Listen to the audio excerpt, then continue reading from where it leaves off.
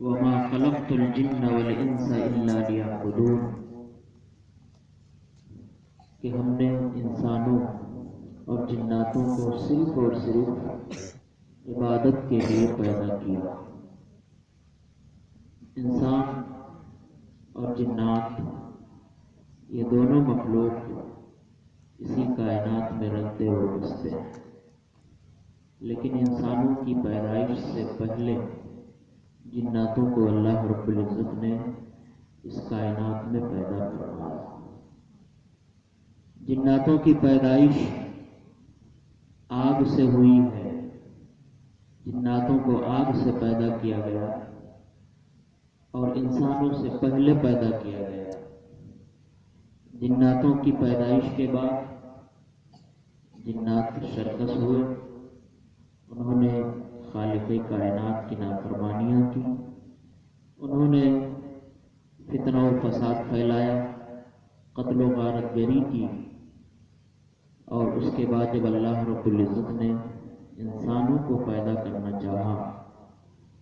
اور اپنے فرشتوں کو اکٹھا کر کے جب اللہ نے یہ ارشاد فرمایا کہ انی جاعل فی الارض خلیفہ، کہ میں زمین میں اپنا خلیفہ اور نائب بنانے والا ہوں، یعنی انسان پیدا کرنے والا ہوں، تو فرشتوں نے انہی جناتوں کے بارے میں جو کچھ سن رکھا تھا، دیکھ رکھا تھا،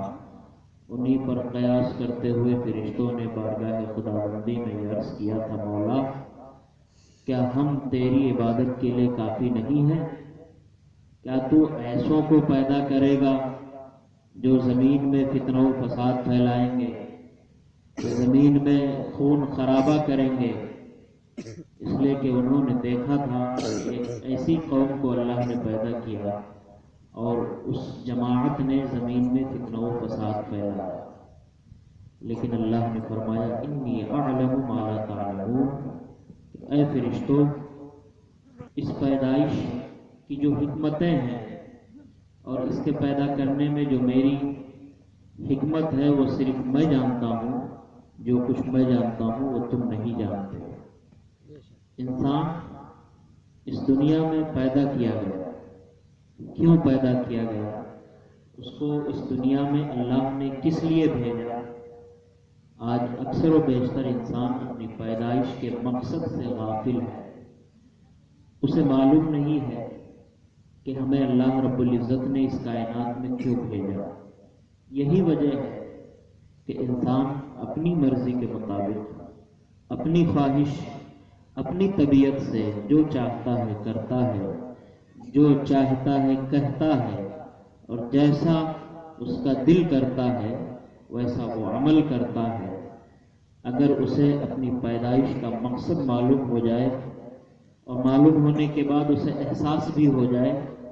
کہ ہمیں اللہ نے اس مقصد کے تحت اس دنیا میں بھیجا ہے، تو وہ پھر اپنے مقصد کو حاصل کرنے کے لیے اور اس مقصد کی تعبیر بن کر پوری کائنات کو روشن اور منور کرنے کے لیے کوششیں کرے۔ آئیے میں آپ کو انسانی تخلیق اور انسانوں کے پیدا کرنے کا مقصد بتاتا ہوں، میں اپنی طرف سے نہ بتا کر قرآن پاک کی یہی آیت کریمہ جس کی میں نے تلاوت کی ہے۔ اللہ فرماتا ہے وَمَا خَلَقْتُ الْجِنَّ وَالْإِنسَ إِلَّا لِيَعْبُدُونَ، اے انسانوں ہم نے تمہیں تمہاری خواہش کے مطابق زندگی گزارنے کے لیے نہیں پیدا کیا، ہم نے تمہیں رات بھر سو کر صبح نماز فجر ترک کرنے کے لیے نہیں پیدا کیا، ہم نے تمہیں اپنی طبیعت کے ساتھ اپنے ہر مقصد کو حاصل کرنے کے لیے ہر جائز و ناجائز کام کرنے کے لیے نہیں پیدا کیا، ہم نے تمہیں جھوٹ غیبت چغلی کرنے کے لیے نہیں پیدا کیا، ہم نے تمہیں اس کائنات میں فتنہ و فساد پھیلانے کے لیے نہیں پیدا کیا۔ اے انسانوں ہم نے تو تمہیں صرف اور صرف عبادت کے لیے پیدا۔ اے انسان تو کس غفلت میں ہے؟ قرآن پاک فرماتا ہے یا ایھا الانسان ما غرک بربک الکریم، اے انسان تجھے کس چیز نے غافل کر دیا ہے تیرے اس مہربان رب سے کہ جس نے تمہیں پیدا کیا، الذی خلقک فسواک فعدلک، کہ جس نے تجھے پیدا کیا تو ٹھیک ٹھیک بنایا۔ انسان اگر غور کرے کہ کیا اس کی تخلیق میں اللہ نے کوئی کمی رکھی ہے، کیا اس کی پیدائش میں اللہ رب العزت نے کوئی کجی رکھی ہے، کیا کوئی نقصان نظر آتا ہے اسے؟ ارے انسان کی تخلیق تو دور کی بات ہے، انسانوں کے لیے جو زمین اور آسمان اللہ نے بنائے ہیں، اس زمین اور آسمان کی بھی پیدائش میں کوئی کمی نہیں پاؤ گے۔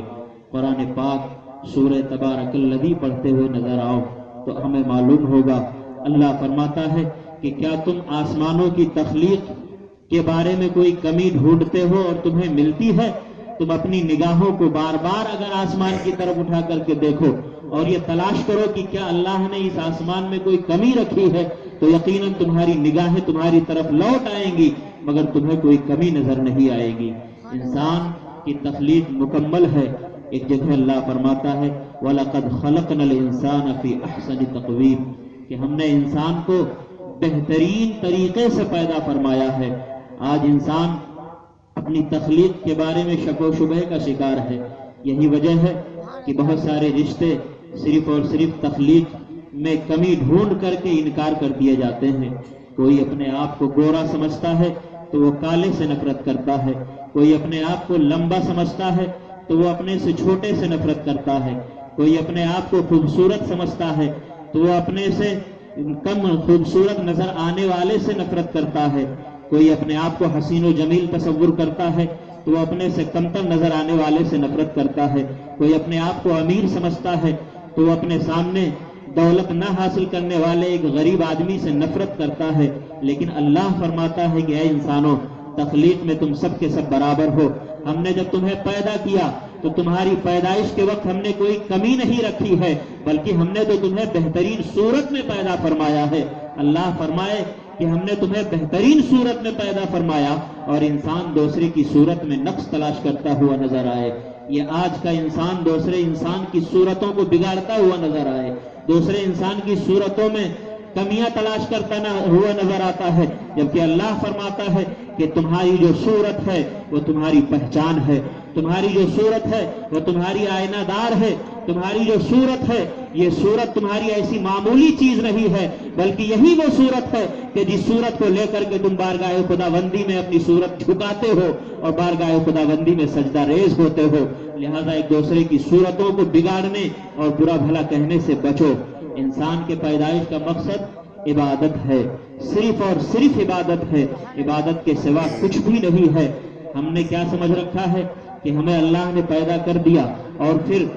عقل و دماغ دے دیا، اب ہم اپنی عقل سے اپنی طبیعت سے جیسا چاہیں کریں، جیسا چاہیں عمل کریں، ہم سے کوئی حساب و کتاب نہیں ہوگا، ہم سے کوئی باز پرس نہیں ہوگی۔ یہی تو حال ہے کہ آج کا انسان صبح کرتا ہے تو اللہ کی نافرمانی کے ساتھ، شام کرتا ہے تو اللہ کی نافرمانی کے ساتھ، سوتا ہے تب بھی اسے اپنے نامہ اعمال کا خیال نہیں آتا، اور جب اٹھتا ہے تب بھی اسے اپنی بدعمالیوں کا محاسبہ کرنا نہیں آتا ہے۔ آج کا انسان اتنی غفلت میں ہو گیا کہ وہ اپنے خالق کو بھی فراموش کر چکا ہے، اسے معلوم نہیں ہے کہ اس کا پیدا کرنے والا بھی کوئی ہے، اسے یہ احساس نہیں ہے کہ اس سے حساب و کتاب لینے والا بھی کوئی ہے۔ اللہ فرماتا ہے کہ تم میری دسترس سے، میری پکڑ سے بچ کر کے جانے والے نہیں ہو۔ قرآن پاک پڑھو، اللہ فرماتا ہے ان بطش ربک لشدید، تمہارے رب کی پکڑ بہت سخت ہے۔ جب تمہارا رب پکڑنے پر آئے گا، تمہاری گرفت کرنے پر آئے گا، تمہیں عذاب دینے پر آئے گا تو تم اس کے عذاب سے ہرگز نہیں بچ سکتے ہو۔ اللہ فرماتا ہے سورہ تکاثر پڑھو آپ، ثم لتسألن یومئذ عن النعیم، کہ پھر قیامت کے دن تم میں سے ہر ایک کے بارے میں اللہ رب العزت سوال کرے گا۔ انسان سمجھتا ہے کہ میں اپنے اعمال کر لوں اور میدان محشر میں مجھ سے سوال نہ کیا جائے گا، مجھے تو ایسے ہی بخش دیا جائے گا، چند نیک کام کرنے کی وجہ سے میری بخشش ہو جائے گی، کسی جلسے میں شرکت کر لینے اور نعرہ لگا لینے سے میری بخشش ہو جائے گی، کہیں حاضری دے لینے سے میری بخشش ہو جائے گی۔ ایسے غفلت میں مت پڑے رہو۔ ڈاکٹر اقبال نے کہا تھا یہ ایک سجدہ جو جسے تو گرا سمجھتا ہے، 1000 سجدوں سے دیتا ہے وہ آدمی کو نجات۔ ایک سجدے سے کام نہیں چلنے والا ہے۔ یہاں تو حال یہ ہے کہ اپنے نامہ اعمال میں سجدوں کا ذخیرہ بھی نہیں ہے۔ بہت سارے ایسے مسلمان بھی ہیں جو ہمیشہ نمازوں کو ترک کرتے ہوئے نظر آتے ہیں، انہیں احساس نہیں ہے کہ کیا اللہ رب العزت نے صرف ہفتے میں ایک بار नमाज जुमा ही पढ़ने के लिए हमें भेजा है, सिर्फ और सिर्फ जुमा के लिए वो मस्जिद का रुख करते हैं और बकिया हफ्ते के 7 दिन वो ख्वाब गफलत में पड़े हुए नजर आते हैं। यकीनन मुसलमानों, ये हमारे और आपके लिए लम्हा फिक्रिया है कि अल्लाह रब्बुल इज्जत ने हमें जिस मकसद के तहत पैदा किया, हम उस मकसद को फरामोश कर चुके हैं। हमने उस मंजिल को छोड़ दिया है, हमने उस बीच वाले रास्ते को तर्क कर दिया है। हमारा मतमहे नजर सिर्फ और सिर्फ दुनिया की दौलत है। दुनिया की दौलत हासिल करना ये कोई बुरा काम नहीं है, लेकिन दौलत वही अच्छी होती है कि जिस दौलत से अल्लाह रब्बुल इज्जत अपने दीन का काम ले ले। वरना वो दौलत वो तो कारून के पास थी, वो दौलत वो तो फिरौन के पास थी कि जिनके पास ऐसी दौलतें थी कि आज तक जमाने में कोई उनसे ज्यादा दौलतमंद नहीं हुआ, मगर उनकी दौलतें उन्हें काम ना आई,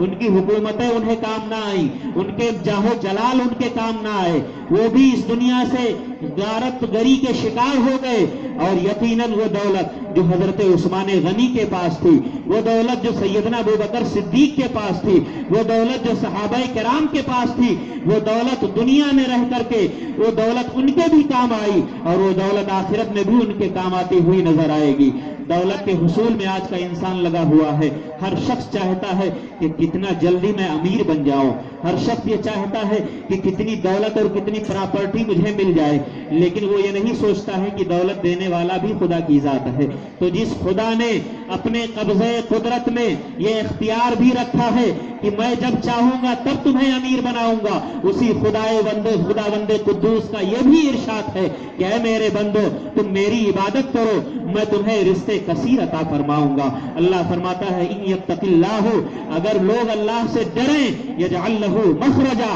तो अल्लाह रब्बुल इज्जत ऐसे डरने वाले के लिए रिज़्क़ के असबाब पैदा फरमा देगा और ऐसी जगह से रिज़्क़ का सबब पैदा फरमाएगा, यरज़ुक़हु मिन हैसु ला यहतसिब, कि वो आदमी समझ भी नहीं पाएगा, वो आदमी शुमार भी नहीं कर पाएगा कि अल्लाह ने मेरे लिए रिज़्क़ के दरवाजे कहां से खोले हैं। शर्त यह है कि आदमी यानी इंसान मुसलमान अल्लाह का तक़वा इख्तियार करे, अल्लाह से डरे, अल्लाह का खौफ अपने दिल में बसा लो। ऐ मुसलमानों, अपने पैदाइश का मकसद पहचानने की कोशिश करो। आज हम लोग सोते हैं, सोने से पहले हमारे पूरे दिन के अमाल हमें याद नहीं रहते। हमें तो सोने के लिए नर्मो नाजुक बिस्तर नजर आना चाहिए, हमारे लिए अच्छी हवाएं नजर आनी चाहिए, हमारे लिए उम्दा और आरामदेह बिस्तर लगा होना चाहिए, लेकिन हम ये नहीं सोचते हैं कि अल्लाह रब्बुल इज्जत ने जो हमें ये दिन अता फरमाया, जिस दिन को हमने गुजार करके ये रात हमको मिली है, इस दिन में हमने कितनी नेकियां की हैं, इस दिन में हमने कितनी बुराइयां की हैं।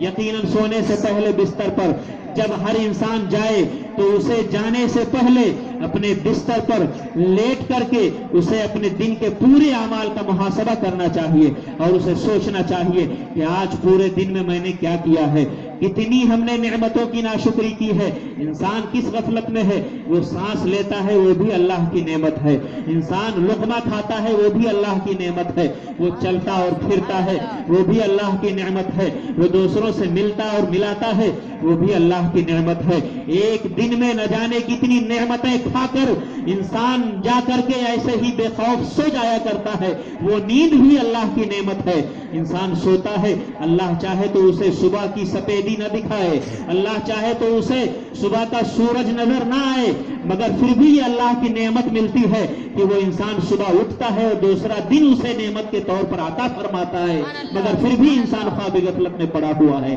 बहुत ही काबिले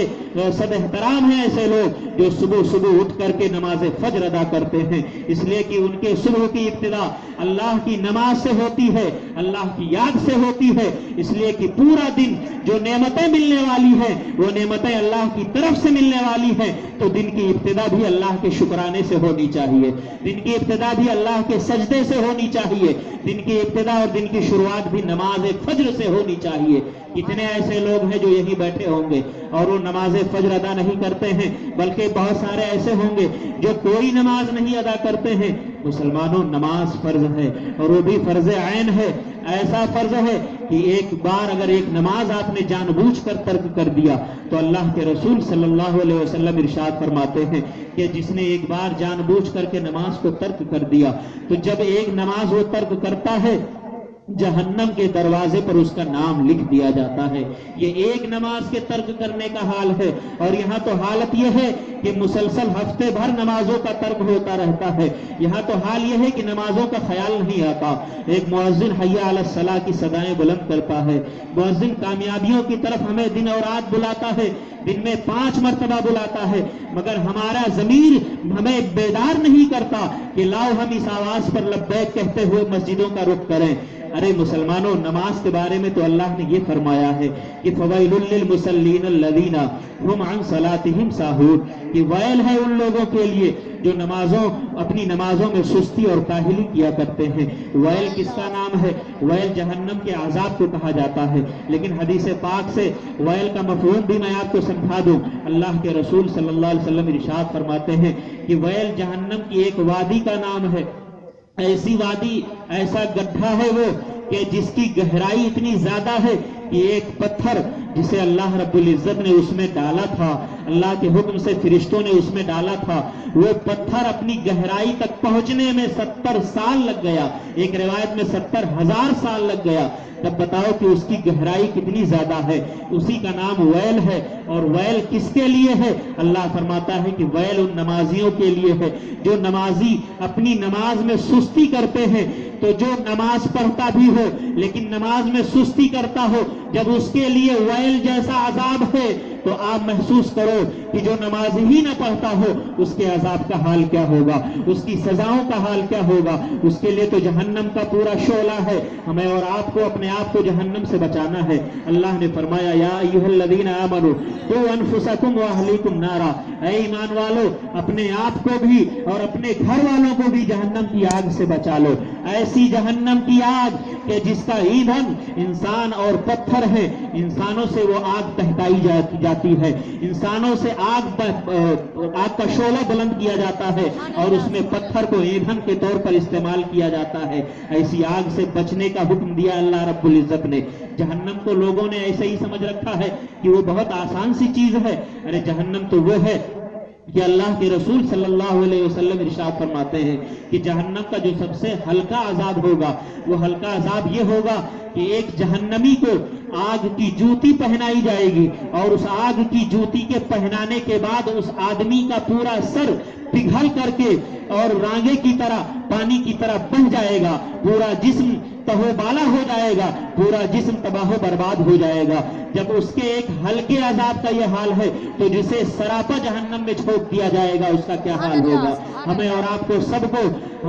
کو سب کو یہ دعا کرنی چاہیے کہ مولا تعالی ہمیں اور آپ کو سب کو اللہ تعالی جہنم کی آگ سے محفوظ رکھے، مگر اس کے لیے ہمیں عمل بھی کرنا ہے، نمازوں کی پابندی کرنی ہے۔ ایک زخم نہیں ہے، یہاں تو حال یہ ہے کہ پورا جسم زخمی ہے۔ مسلمان اپنے مقصد سے غافل ہو چکا ہے۔ مسلمانوں کے اندر دیکھو سب سے زیادہ برائیاں نظر آتی ہیں۔ یہ مسلمان کہ جو نکاحوں کے موقع پر اور عقد کے موقع پر ایسی خرافات کو آج وہ انجام دیتا ہوا نظر آتا ہے کہ اللہ کے رسول صلی اللہ علیہ وسلم نے جس کے بارے میں ارشاد فرمایا تھا کہ نکاح اسلام میں سب سے آسان چیز ہے، اس نکاح جو کہ آسان ہے اسے تم مہنگا نہ کرو، اسے تم بہت زیادہ کثیر رقم والا مت بناؤ، مگر آج کے زمانے میں وہ نکاح جو پہلے سب سے زیادہ آسان تھا آج سب سے زیادہ مہنگا ہوتا ہوا نظر آتا ہے۔ یہ صرف اور صرف ہماری بدعمالیوں کا نتیجہ ہے، یہ صرف اور صرف ہماری اپنی خواہشوں کے مطابق زندگی جینے کا نتیجہ ہے۔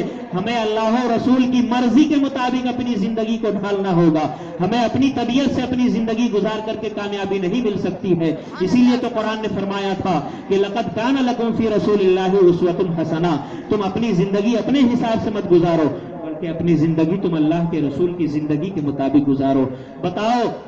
کہ اللہ کے رسول نے 11 شادیاں فرمائی ہیں، اور ان 11 شادیوں میں کن کن شادیوں میں اللہ کے رسول نے اتنی کثیر رقم خرچ فرمائی ہے؟ کوئی ایک مثال لا کر کے مجھے دکھا دے۔ بتاؤ اللہ کے رسول نے یہ لاکھوں لاکھ اور کروڑوں کروڑ کے دہیز کبھی کس شادی میں اللہ کے رسول نے دیے ہیں؟ کیا اللہ کے رسول کے پاس پیسے نہیں تھے؟ کیا اللہ کے رسول صلی اللہ علیہ وسلم کے پاس مال و دولت نہیں تھا؟ ارے اللہ کے رسول کے اختیار کا تو یہ حال ہے کہ حضرت یہ ایک صحابی رسول ارشاد فرماتے ہیں کہ ایک مرتبہ اللہ کے رسول صلی اللہ علیہ وسلم نے ارشاد فرمایا کہ اگر میں چاہوں تو اللہ رب العزت میرے داہنے ہاتھ میں میرے داہنے طرف سونے کا پہاڑ رکھ دے اور بائیں طرف چاندی کا پہاڑ رکھ دے اور میرے اشارے سے وہ دونوں پہاڑ میرے ساتھ ساتھ چلے۔ حضرت جبریل جب حاضر ہوئے تھے ایک بار اللہ کے نبی کی بارگاہ میں اور عرض کیا تھا یا رسول اللہ نے آپ کو اختیار دیا ہے، آپ چاہیں تو حضرت سلیمان علیہ السلام کی طرح امیری پسند فرما لے، یعنی آپ چاہیں تو آپ کو حکومت دے دی جائے،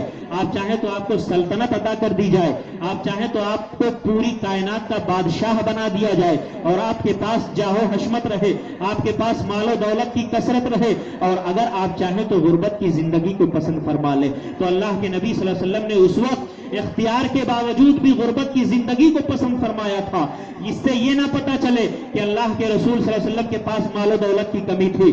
سب کچھ تھا۔ جس نبی کا اختیار یہ ہو کہ اشارہ کرے تو پہاڑ سونا ہو جائے، اشارہ کرے تو پہاڑ چاندی ہو جائے۔ اللہ کے رسول فرماتے ہیں لو شئت لسعی معی الجبال، اگر میں چاہوں تو میرے ساتھ سونے اور چاندی کے پہاڑ چلے۔ اس نبی کی سادگی کا عالم یہ ہے کہ اپنی بیٹی کی نکاح میں اس نبی نے بہت زیادہ رقم جہیز پر خرچ نہیں کیا تھا، اور آج مسلمان ہے، نبی کا امتی کہلاتا ہے، اور اس نکاح کو نبی کی سنت بھی کہلاتا ہے، اور خطبہ پڑھتا ہے النکاح من سنتی فمن رغب عن سنتی فلیس منی، اور کہتا ہے کہ میرے یہاں نبی کی سنت ادا کی گئی ہے۔ اور اس مسلمان کا حال یہ ہے کہ وہ اپنے یہاں جہیز پر نہ جانے کتنی رقم خرچ کرتا ہوا نظر آتا ہے۔ یہ رقم اس وقت بہت زیادہ تباہی اور بربادی کا باعث بن جاتا ہے جب ایک غریب آدمی کی بیٹی اس کثیر رقم کو دیکھ کر اپنے دل میں اپنے کلیجے کو سنبھالے ہوئے بیٹھتی ہوئی نظر آتی ہے اور افسوس کرتے ہوئے نظر آتی ہے، اے کاش میرے پاس بھی دولت ہوتی، اے کاش کہ میرے باپ کے پاس بھی مال ہوتا تو میں بھی اسی شان و شوکت کے ساتھ بیاہی جاتی۔ لیکن اس کی تمنائیں، اس کی آرزویں اس کے دل میں دفن ہو جاتی ہے، اور وہ بھی حسرت و افسوس کی صرف ہتھیلی ملتی ہوئی نظر آتی ہے، وہ بھی پوری زندگی کنواری بیٹھی ہوئی نظر آتی ہے۔ آخر اس کا سبب کون ہے؟ یہی ہم اور آپ ہیں، جنہوں نے جہیز جیسی لعنت کو اپنے اندر جہیز جیسی لعنت کو اپنے اندر داخل کر لیا ہے۔ اے مسلمانوں، ان تمام خرافات سے ہمیں اور آپ کو بچنے کی ضرورت ہے۔ ہمیں بہت سارے ٹاپک پر بولنے کے لیے کہا گیا ہے، ایک ہی عنوان اگر میں لے کر کے چلوں تو اس میں بھی بہت سارا وقت درکار ہے۔ اور آگے سنو، یہ مسلمان ہے جس کی زندگی کا حال یہ ہے کہ وہ کبھی شکرانے کی نماز تو دور ہے، اپنی زبان سے شکریہ کا لفظ بھی بہت کم استعمال کرتا ہے۔ وہ شکر نہیں ادا کرتا اللہ رب العزت کا، جبکہ اللہ رب العزت نے اسے بے پناہ نعمتیں عطا فرمائی ہیں۔ اللہ فرماتا ہے وَإِن تَعُدُّوا نِعْمَةَ اللَّهِ لَا تُحْصُوهَا، کہ اے انسان اگر تو اللہ کی نعمتیں شمار کرنا چاہے تو یقیناً اللہ کی نعمتیں کبھی شمار نہیں کر پائے گا۔ تو ہمیشہ ہر وقت ہر لمحہ اللہ کی نعمتوں میں ڈوبا ہوا ہے، مگر انسان اپنی زبان پر اگر کچھ استعمال کرتا ہے، اگر تھوڑی سی مصیبت آ جائے، اگر تھوڑی سی پریشانی آ جائے، اگر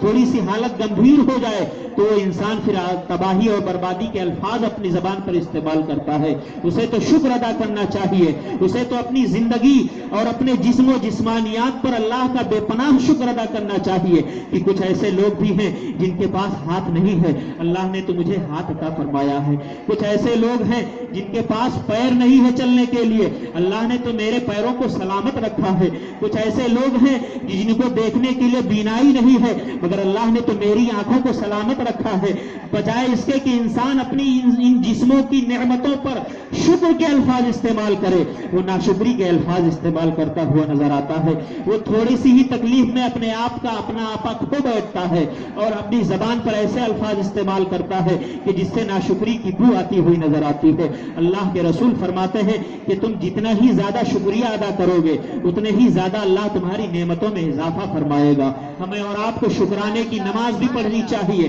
شکرانے کی نماز تو نفل والی ہوتی ہے، سب سے پہلے ہمیں فرض کی ادائیگی کرنی چاہیے، اس کے بعد شکرانے کی نماز بھی ادا کرنی چاہیے، اور اپنی زبان پر ہر وقت الحمدللہ اور سبحان اللہ جیسے الفاظ استعمال کرنا چاہیے۔ یہ انسان کی زندگی ایسے ہی برباد والی زندگی نہیں ہے، اس کا ایک مقصد ہے، اس کا ایک سسٹم ہے، اور وہ سسٹم کیا ہے کہ انسان شریعت کے مطابق اپنی زندگی کو گزارنے کی کوشش کرے، انسان شریعت میں اپنے آپ کو ڈھال لے، انسان اپنی آزادی کا اس میں خیال نہ کرے، وہ دیکھے کہ شریعت ہمیں کیا اجازت دیتی ہے، کیا ہمیں ناچ گانے کی شریعت اجازت دیتی ہے، کیا ہمیں اسراف کی شریعت اجازت دیتی ہے، کیا ہمیں فضول خرچی کی شریعت اجازت دیتی ہے، کیا ہمیں اپنے آپ پر خرچ کرنے میں بے پناہ پیسے استعمال کرنے کی شریعت اجازت دیتی ہے۔ ان تمام طریقوں میں وہ شریعت کا ملاحظہ کرے، شریعت کو پڑھے اور پھر دیکھے کہ شریعت نے کس طرح سے ہمیں زندگی گزارنے کا حکم دیا ہے، ایسے ہی طریقے پر اپنی زندگی کو ڈھال لو۔ سورہ حجرات پڑھو اور دیکھو کہ اللہ رب العزت نے زندگی گزارنے کے کیسے بہترین طریقے بیان فرمائے ہیں۔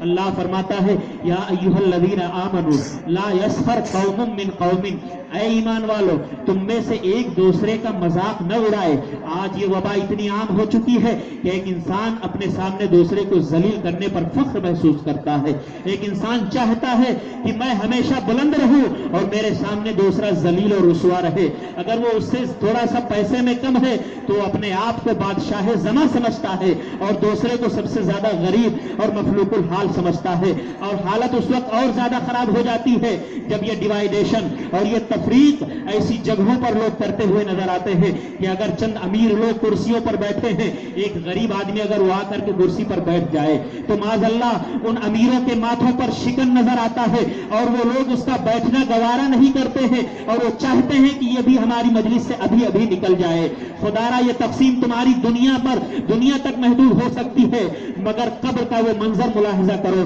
کیا قبر میں بھی تمہارے لیے عیش و آرام کے گدے بچھائے جائیں گے؟ کیا قبر میں بھی تمہارے لیے اے سی چلائی جائے گی؟ کیا قبر میں بھی تمہارے لیے عیش و عشرت کے خزانے تمہارے لیے لٹائے جائیں گے؟ ایسا ہرگز نہیں ہے۔ تم یہاں اگر چاہتے ہو کہ ہمارے لیے یہ عمدہ سا کھانا ہونا چاہیے تو وہ حاضر ہو جاتا ہے، لیکن قبر میں تمہیں کون سا کھانا دیا جائے گا؟ میدان محشر میں تمہیں کون سا کھانا دیا جائے گا؟ تمہارے لیے کون سا بسترا دیا جائے گا؟ تمہارے لیے کون سا محل تعمیر کیا جائے گا؟ وہاں جا کر کے سارے انسان برابر ہوتے ہوئے نظر آتے ہیں، مگر یہاں انسان امیری اور غریبی کے فرق میں اتنا پاگل ہو چکا ہے کہ وہ دوسرے انسان سے ہمیشہ نفرت کرتا ہوا نظر آتا ہے، بس اس وجہ سے کہ یہ مجھ سے پیسے میں کم ہے۔ پیسے کی بنیاد پر کسی کو اللہ کی بارگاہ میں فضیلت حاصل نہیں ہے، ذات پاک کی بنیاد پر اللہ کی بارگاہ میں کسی کو فضیلت حاصل نہیں ہے۔ انسان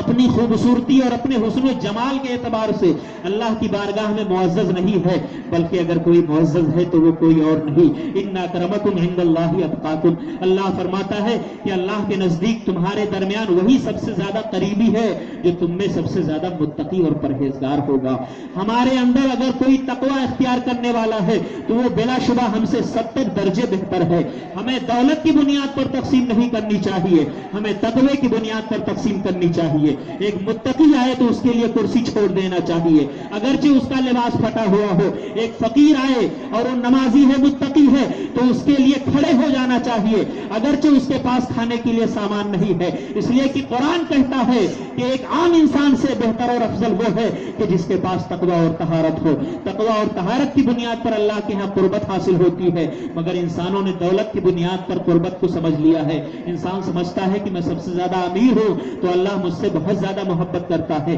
یہی سوال ایک بار صحابہ کرام نے بھی اللہ کے رسول کی بارگاہ میں پوچھا تھا اور عرض کیا تھا، یا رسول اللہ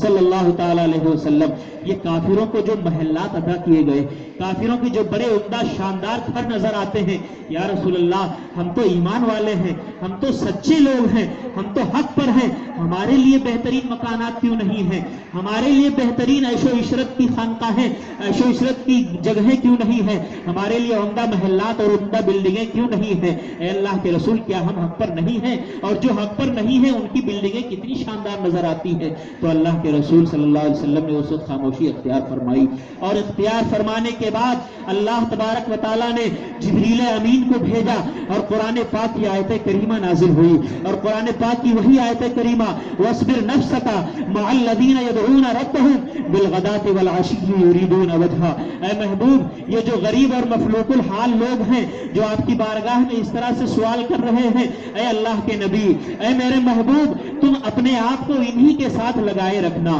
خدا را تم ان بلڈنگ والوں کے لیے اور ان عیش پرستوں کے لیے اپنے آپ کو کبھی ان کے قریب مت کرنا، ہمیشہ آپ اپنے آپ کو انہی غریبوں کے ساتھ رکھنا۔ یہ غریب تو ایسے لوگ ہیں کہ وَاصْبِرْ نَفْسَكَ مَعَ الَّذِينَ، یہ ایسے لوگ ہیں یدعون ربہم بالغداۃ والعشی کہ یہ صبح و شام اللہ کو پکارتے ہوئے نظر آتے ہیں، یہ صبح و شام اللہ کی رضا تلاشتے ہوئے نظر آتے ہیں، یہ ایسے لوگ ہیں کہ صبح و شام اللہ کی یاد میں اپنے آپ کو ہمیشہ ہمیش کے لیے اللہ کی یاد میں اپنے آپ کو گزارتے ہوئے نظر آتے ہیں۔ اے اللہ کے نبی تمہارے لیے یہ بہتر ہے نہ کہ وہ بہتر ہے۔ پتہ چلا کہ اللہ کے نبی کے سب سے زیادہ قریب وہ ہے جو صرف مالدار نہ ہو بلکہ مالداری کے ساتھ ساتھ، یا غریب ہو تو غریبی کے ساتھ ساتھ اس کے اندر تقوی اور طہارت ہو، اس کے اندر پرہیزگاری ہو، اس کے اندر اللہ کا خوف ہو، وہ ہمیشہ نمازوں کی پابندی کرنے والا ہو۔ دنیا کا سسٹم تو یہ ہے کہ ہم اپنی شادیوں کے موقع پر، ہم اپنے بیاہ شادیوں کے رسموں کے موقع پر، کبھی آپ نے محسوس کیا ہے کہ جس گلاس کو، جس پلاسٹک کے گلاس کو ہم اور آپ ایک بار پی کر کے پھینک دیتے ہیں، کچھ ایسے لڑکے بھی آپ کو اسی محفل میں نظر آئیں گے جو ان گلاس کو حاصل کرنے کے لیے، ان پھینکے ہوئے گلاسوں کو سمیٹنے کے لیے آپس میں لڑتے ہوئے نظر آتے ہیں، اور جب وہ اس گلاس کو پا لیتے ہیں تو ان کا چہرہ خوشی اور مسرت سے جھوم اٹھتا ہے۔ ایسا لگتا ہے کہ جیسے انہیں دنیا کی دولت مل چکی ہے، ایسا لگتا ہے کہ جیسے ان کا سرمایہ حیات انہیں مل گیا ہو۔ کیا پایا انہوں نے؟ وہ گلاس جسے ہم نے پی کر کے پھینک دیا، اس گلاس کو انہوں نے سمیٹ لیا، اور بعض مرتبہ تو ایسا بھی دیکھا گیا کہ اسی گلاس کا جو تلچھٹ بچا ہوا ہے، جس ٹھنڈے کو ہم نے، جس کولڈ ڈرنک کو ہم نے پی کر کے پھینک دیا تھا، ان غریب بچوں نے اسی گلاس کے تلچھٹ کو